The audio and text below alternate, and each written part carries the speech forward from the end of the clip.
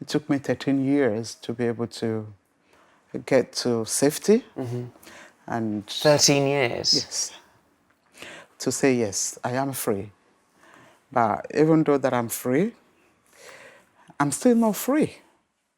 That's Aderonke. She's a refugee who fled her country because she identified as a lesbian. She left Nigeria in 2004, but it wasn't until 2017 that she finally got the right to remain here in the UK.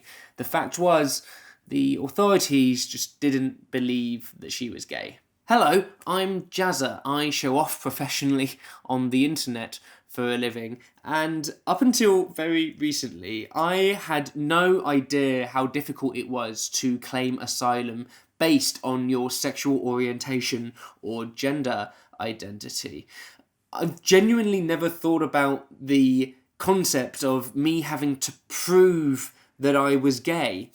It's almost like I'm privileged or something. But if my literal life depended on it, would I be able to do it? I mean, we all have a jaded internet search history, but if my literal life depended on it, would I actually be able to prove that I was gay?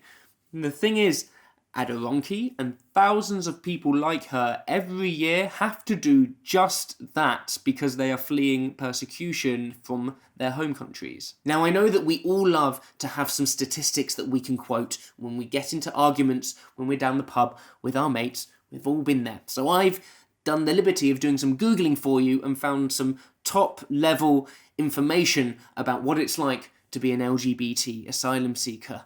I warn you, they're not overly joyful. In data released by the British Home Office, it was shown that 6% of all asylum claims made in the UK are on the basis of sexual orientation, around 3,500 people between 2015 and 2017. Of that number, 74% of them have their cases turned down. It is estimated that 86% of asylum applications are rejected because the Home Office did not believe that the person was gay, lesbian, or bisexual. Of those individuals rejected by the UK government, 59% would have been sent back to a country where homosexuality could get you put in prison. Nearly 30% would be sent back to a country where homosexuality can get you the death penalty. I told you it wasn't very cheerful, and the UK isn't alone here, unfortunately. Those kinds of statistics are replicated across Europe. And the problem with statistics as well is that it's hard for us to kind of look past those numbers and understand the people that are behind them. We've all seen those really shocking images of refugees fleeing their home countries because they are persecuted, sometimes risking their lives. What's their story? I decided to do a little bit more searching on the internet, and I found this guy, Alex Powell. He's a professional, clever person finishing a PhD at London City University and specialises in LGBT refugees. So the majority of LGBT asylum seekers will be coming from the Middle East or Africa or some Latin American states. They'll be coming because their country of origin either persecutes them on the basis of their sexual or gender identity or is unable to protect them from persecution by non-state actors such as vigilante groups. To give maybe an example, you might see a lesbian asylum seeker who's been subject to corrective rape or possibly to the threat of honour killing due to her sexual identity and how that is interpreted by her family or those around her, and the state, perhaps when she has sought protection from this, have then become complicit. You hear examples of, for example, police joining in corrective rape. Similarly, you might be a gay man who is persecuted by criminalisation. So, for example, we might all remember Uganda had the Kill the Gays bill a few years back. Oh, what a lovely bill. Indeed. Uganda had the Kill the Gays bill a few years back. And where criminal laws against homosexuality are enforced, and crucially only where they're enforced, you can claim asylum on the basis of those laws.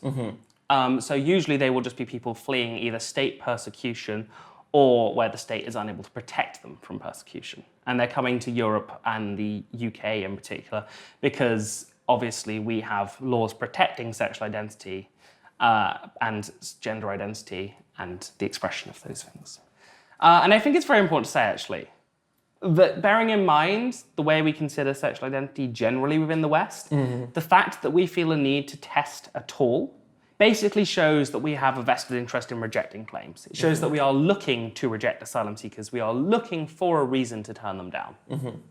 This is what is often called a culture of disbelief. As Western European countries have sought to decrease the number of immigrants that they let in, and therefore also the number of refugees that they grant asylum to, the bar expected for somebody to reach to prove that they have actually been persecuted in their home country has gotten higher and higher. Here's Aderonke again, who very much was on the receiving end of this culture of disbelief for the 13 years that it took for her to have the right to remain in the United Kingdom. Her case was rather complicated. Why do you think they didn't believe you? Well, one of them was because I used to have long hair back in my country. And I had... So that you had long hair, therefore you can't be a lesbian? Yes. Well, somebody needs to tell quite a few lesbians I know. Yeah. And the fact that I'd had children, so I could not be a lesbian. And the fact that I'd been married, I could not be a lesbian. You'd been married to a man? Yes. And I tried to explain to them that I had to get married because of the pressure in my community, back in my country. It was conforming with the norm. It wasn't what I wanted to do. And, you know, all of those. And I thought, which other way would I have to prove this? And I'd never disclosed my sexuality to anybody, apart from only one person. You'd never, before leaving Nigeria? No, yeah, it was me and my late girlfriend, and then a friend of mine who happened to see us together. Any other person, it was never discussed. So I didn't know how to talk about it. I didn't even know the word to call it. I didn't know to say I was a lesbian or I'm a lesbian. I didn't know the word. And what I think, in my own view, I might not put my case across well, because the words that are used to, like lesbians are called witches, and I used that word here, but maybe they didn't understand what it was. So you said that you were That I was accused of being a witch. Uh-huh. So, and all of those. So maybe they did not really understand the culture, the language of where I was coming from, and I didn't know the culture or the language to use here to pass across my message. And like I said, I had never discussed it with any other person. Being rejected because her hair was too long, or because she had a child, or because she didn't know what language to use may make it sound like Aderonke's case is particularly exceptional. But the thing is, this is just scratching the surface when it comes to the wider experiences of LGBT refugees. Across the EU, a huge number of reasons have been given for rejections of people trying to claim asylum.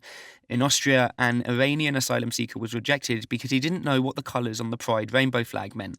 In the UK, one applicant had to draw a floor plan of a gay club in order to prove his sexuality. Another applicant in Austria, this time from Afghanistan, was rejected because he didn't act gay enough. He was told that neither your walk, your affectations, nor your clothes give even the slightest indication that you could be a homosexual. The way applicants' sexuality is assessed can also be really problematic. A case in Hungary recently found that pseudo-psychological assessments like the Rorschach and Zondi tests were used to determine whether or not an applicant was gay. There have also been a number of cases of refugees across the EU feeling compelled to show caseworkers explicit pictures of themselves with sexual partners in order to prove their sexuality. For those of us who haven't been through this, and especially perhaps for those of us who identify as straight, it's okay, you are forgiven. It might be particularly hard to really understand what it's like to be asked these kinds of questions. But never fear, I have a little idea of how to sow some empathy in this regard. And it involved me wearing a really quite wonderful hat.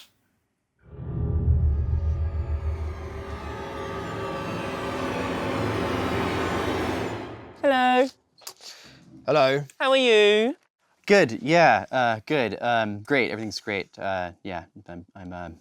Well, no, it's not great. Could be better. Okay, so you're fine. Yeah. Sure. We just need you to prove based on your status as a straight cis man. Yes, sir. Yes, it's very difficult for me. You know, I'm under a lot of persecution. But I am straight. No, sure, yeah. So you're claiming to be straight. Yes. And you feel repressed, is that right? Yes. We're just going to have to ask a few questions, go through a few tests in order to try and determine whether or not you are a straight woman and prove beyond reasonable doubt that you are indeed persecuted in your home country. When did you first realise that you were straight? Date and time, if possible, please. I guess I've always known. Even as like a baby, you knew.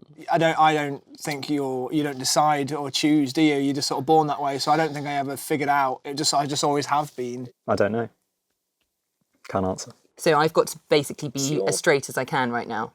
If you like. Okay, in which case I've been straight since the day I was born. Do you frequent any straight clubs at all? Weatherspoons? Or... Weatherspoons. Weatherspoons? I go to pubs. Yeah, no, it doesn't specifically have to be a Weatherspoons. I'd rather it wasn't. No, I don't really go clubbing anymore. I'm 28. Fabric. Right, so Fabric, you're claiming is Fabric. a straight club, right? Yeah. I would like you to draw me the floor plan of Fabric. I mean, it's really dark in there. What a I was shame. usually quite drunk. It has like 18 rooms. Better start doing it then, hadn't you? What? How are you meant?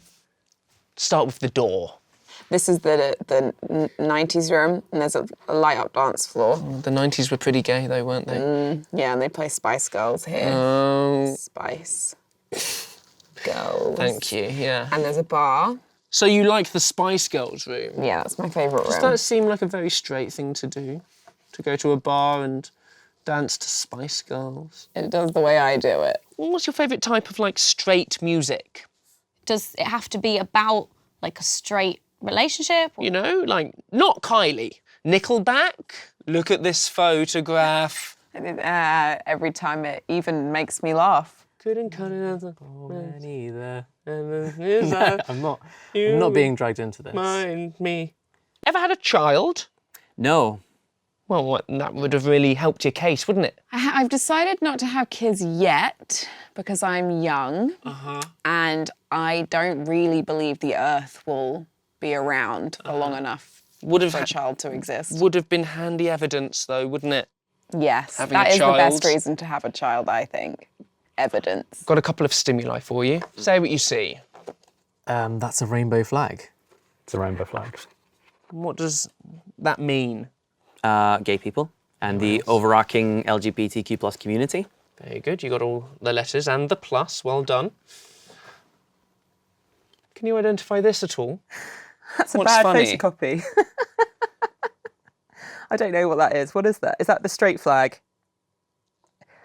That's really mean if that's the straight flag.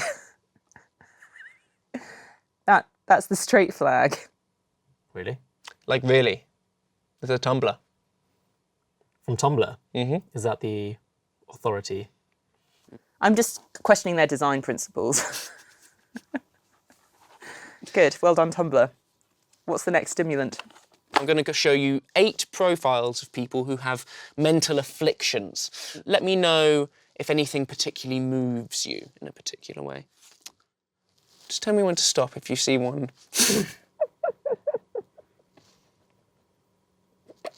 Anything? Could I take that home for my nighttime times? Oh, wow. Hello, sexy. So aroused? Just leave that there.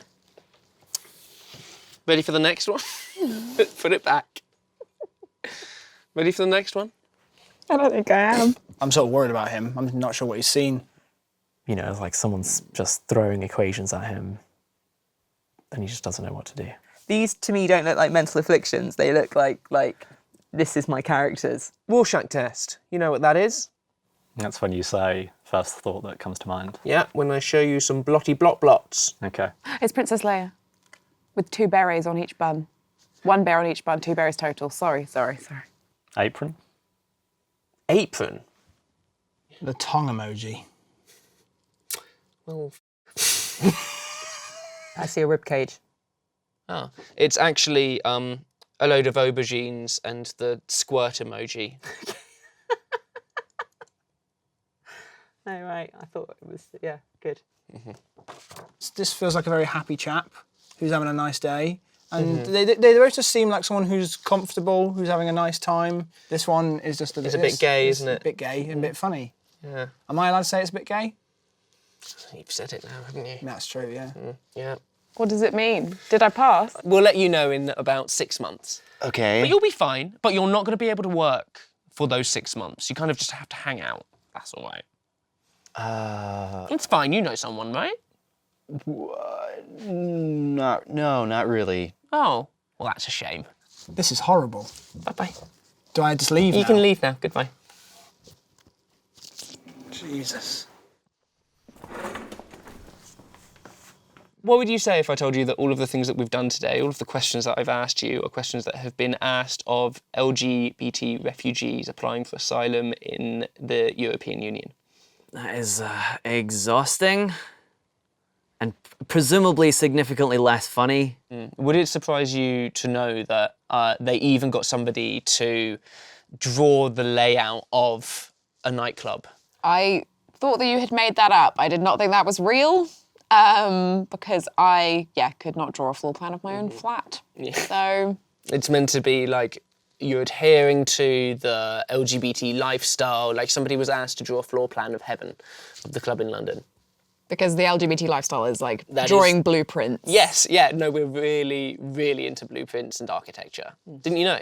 If I really was leaving my country because being straight was banned, then I couldn't attend a straight club. So, of course, I'm going to answer no, but then you're sat there going, you know, it's just like sitting a really shitty exam. So the Zondi test, somebody doing the test is told to choose like a couple of portraits of people who genuinely have been diagnosed with like schizophrenia, depression, homosexuality, because it was a mental illness back in the day. And then that is meant to be able to give me information to try and figure out what mental illnesses you have. Really? Yeah, 100%. And they still do this? The Zondi test and other similar kind of like personality tests were only deemed to be inappropriate to like try and prove somebody's sexuality this year in 2018. That is just, I mean, wow. Was there anything in particular that I asked you that particularly like took you aback or like shocked you or felt really invasive? Oh, like asking when I first had sex. Rude? It's like, how dare you? You're in a really strange surroundings. You probably you're not giving sort of natural answers. You're kind of stressed. You're kind of anxious. So I'm guessing the answers that you give aren't really that accurate. It's something that is inside of you and it's so conflicting within you and it's something that you wish that you didn't have anyway. And then trying to prove that you have something when you've spent your entire time trying to deny it would just be really, really tough. Some countries like the Netherlands and the UK actually have really, really good guidelines. Okay. Problem is, those guidelines aren't always carried out fantastically. So you end up with these great ideas of being able to assess somebody's vulnerability and all of that kind of stuff. But then the people who actually end up carrying it out, the people who would be in my place asking those questions, are not well trained enough, do not understand LGBT culture well enough, do not understand the cultures that these people are coming from well enough and how those things intersect. And so you end up with a huge spectrum of different types of experiences from people who have gone through this process. Right. That's scary. Some of you may well be thinking, hey, Jazza, obviously this is terrible what LGBT refugees go through, but we have to check somehow in order to make sure that some of them aren't faking it. I see you. Well, don't worry, because I thought exactly the same thing, but I decided to ask a professional, so here's Alex Powell from City University again. Are there any examples of people faking it? So obviously, like anything, there will be one or two false claims. But to my knowledge, at least I don't know the specifics of any claims. I do know that the UK Lesbian and Gay Immigration Group have said that 1 to 2 false claims is what they have dealt with within the last year. Is that of the whole? In terms of what they deal with, probably 1 to 2% as well. Right. So very, very, very low numbers. And I think the thing to realise here is that if you are from the countries that most of the sexual and gender identity-based asylum seekers are from, if you say that you are gay or that you are trans, then it doesn't really matter if it's true anymore, because if anyone finds out, you are still at risk of persecution. So the second someone makes the claim, we need to account for the aspect of the law here that says perceived as gay. Because basically, once they've made the claim, regardless of the truth or falsity of that claim, they are at risk. And we should be allowing them to stay. I wanted to really understand some of the stories of the people who had risked their lives in some cases in order to find themselves a better life here in Europe. I ended up going to Amsterdam and talking with Omar, who is a gay guy from Syria who found himself in the Netherlands after travelling there via Turkey in 2015. So I met this guy, and he was leaving to here by boat, like from Turkey to Greece, and then from Greece he will continue his way here. And I thought that was so crazy, like I would never do something like this. And Like taking a boat? Yeah. What the f*** was a boat like? Like the majority of people were going with these like rubber boats, but then this guy, he told me that he knew this like really good smuggler, and he can like get you on this really, like, it was a jet boat. Yeah. He said like it's gonna be fast, you're gonna be there like so quickly, you're not gonna even feel scared or anything. And it's true, it was a jet boat, but the sea was really raging, like the waves. So it was like he had to stop in the middle, and then. Was this like at night? Yeah, it was really bad. Yeah. How did you find your way through Europe? He gave me a number of a guy who was making fake IDs, and because that's the way that he did it. I got a fake ID, a fake Spanish ID actually. What was your name? Anselmo Cardona. Oh, how exotic. It took me a while to memorize it, to be honest. I was like, oh my God. We've all had a fake ID. We've all had to memorize a weird name. It's like... I was like, what if they ask me in the airport, what is your name? Or they start speaking Spanish to me, like how... Yeah, I would be doomed. So I got this fake ID from this other smuggler that I met in Greece. Costed around €300, which is not that much compared with the boat.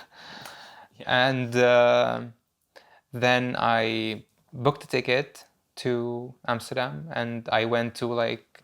And so then you land in Schiphol? Yeah. And then you're at Schiphol airport in Amsterdam, and you rock up to the like desk, and you go, hey, gay Syrian. Actually, you're not that far from what happened. I saw this police officer, and I told her, actually, this is not my ID, because I knew that it's really important to give the fake ID to the police. Right. Yeah. So then, like, they would know that you still don't have it, because it's really dangerous to have a fake ID. So then I arrived, I went to the police, and then I told them, okay, this is not my ID, I'm Syrian, this is my passport, and I'm here to apply for asylum as a gay person. We're able to talk to people like Omar and Aderonke because they are part of the lucky few who actually get their asylum claims accepted. They have happy endings to their stories. But unfortunately, that obviously isn't the case for the majority of people going through this. With the help of a charity called LGBT Asylum Support in the Netherlands, we ended up talking to Sergey, who told us his story. That isn't his real name. Я переехал 4 года назад, я уехал с Крыма, я живу в Крыму. Ко мне применялись сотрудники полиции пытки, поэтому я покинул территорию Крыма.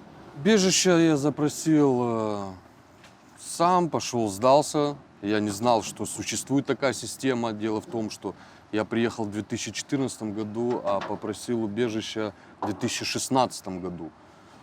И, да, сдался сам, попал в процедуру, мне открыли процедуру. Задавали вопросы, ну, тяжелые вопросы, когда вы начали понимать, что вы гей, когда, какие клубы вы посещали, там, когда у вас последний раз был секс, такого рода. Это. What's your status now, and what was kind of like? How long has the whole process taken? Процесс происходил быстро, полгода. Мне отказали из-за того, что Украина безопасная страна. И сейчас я в нелегальном положении нахожусь уже больше года, 1,5 года. Yes. What can you do? Ничего. Я не могу ничего. Я не могу работать официально, я не могу учиться, я не могу развиваться как человек. Я просто живу в замкнутом круге, все. Что я могу сделать? Я пытаюсь открыть вторую процедуру, пытаюсь бороться. Да, я борюсь за свою жизнь, потому что в таком положении у меня начались проблемы психического рода. Я принимаю тяжелые антидепрессанты, и я долго так не протяну. Мне нужно что-то делать, вернуться в процедуру, попытаться еще раз запросить убежище, потому что я не продержусь долгое время здесь.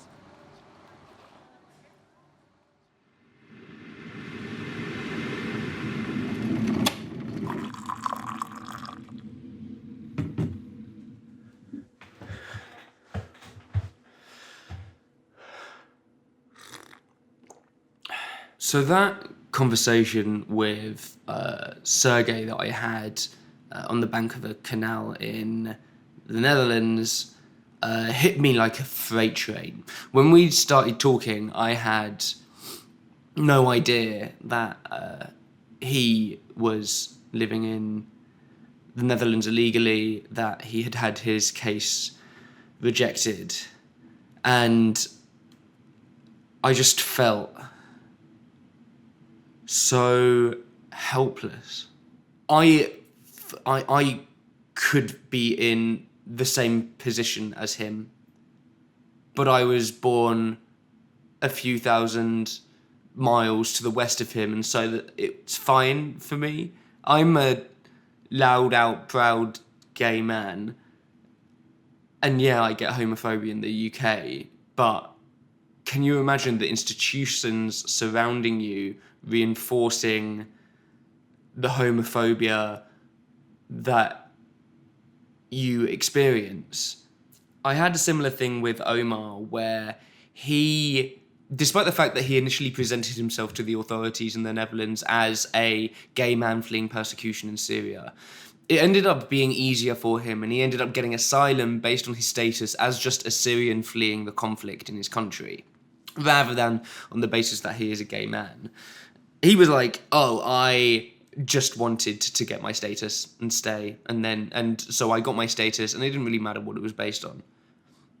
But that means that if the conflict in Syria stops, if the war is over, and in the Netherlands they decide that it's actually no longer a war zone and it's safe for people to go back, they can send him back. There's a chance that they'll make you go back, right? Mm-hmm. You clearly don't want that, but what would it be like if you had to go back? It would mean that I would have to go back to being in the closet, and it would just be like all the distance that I traveled would mean nothing. All the obstacles I went to start a new life would be just worth nothing. Mm-hmm. There's no way of being able to live an open life in Syria as the person that you are. There might be hope in the future if they change the law that criminalizes homosexuality. If that happens, then I think I would be okay. I cannot imagine having to go back into the closet in the way that Omar would have to if he had to be sent back to his home country. And that breaks my heart, that is something that could possibly happen. It's taken me a really long time to be very proud of being a gay man. It's not been that easy growing up here. But at the end of the day, I've had it pretty bloody easy compared to somebody like Omar, someone like Aderonke, somebody like Sergey.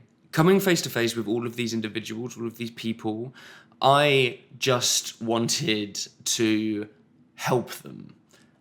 And you can see it from my face sometimes when I'm talking to them. I kind of realise, oh, there is literally nothing that I can do right now in order to help you. Like, I'm just sitting there, like I have no idea what to do. You know who do know how to help these people. Organisations like Aderonke's, which is Africa Rainbow Family, which provides support to African refugees, and also LGBT asylum support in the Netherlands, who hooked us up with Sergey. I've given some of the budget that I had for this so that, because they know how to best use it, right? That's something that I want you to do as well. If you are willing and privileged enough to have some extra cash lying around and you care about these stories and these people, then give these organisations some money. Please consider doing that.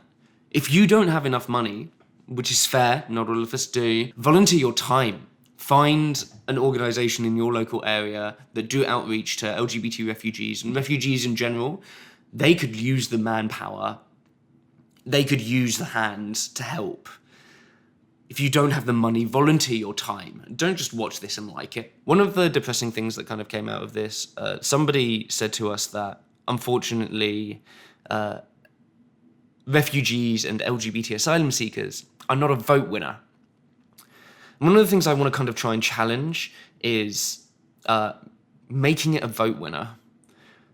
If you're in the European Union, then big elections are coming up at the beginning of next year. We're going to be voting for a European Parliament. We have a letter template downstairs in the description for you to send to your candidates and for you to send to your representatives. It doesn't matter if it's on the national level or the European level.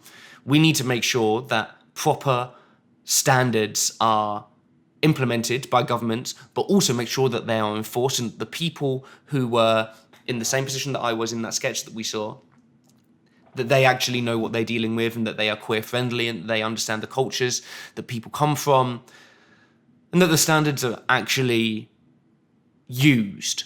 So here are your calls to action. First of all, if you have money, give money to the organisations that know how to use it properly. Donation links are going to be downstairs in the description. Second of all, if you don't have money, donate your time. Volunteer for these organisations that reach out to refugees and LGBT refugees. Your hands are going to be invaluable to them. Thirdly, make this a vote winner. Contact your representative. Make sure that your representative knows that this is something that you care about. Make sure that they don't ignore you. So often we watch these kinds of like documentaries on, oh, how hard it is for refugees and all of those kinds of things. And it's very easy to just share the video and then just kind of get on with our lives. But if you're privileged enough to watch this, then you're probably privileged enough to be able to actually make a difference in the world. And to have a voice and to use it. You have a voice. You're very lucky that you have that. Make sure you don't let it go to waste. And if you care about what you've watched in this video, then do something about it. Like, comment, subscribe. I've been Jazza. Toodaloo.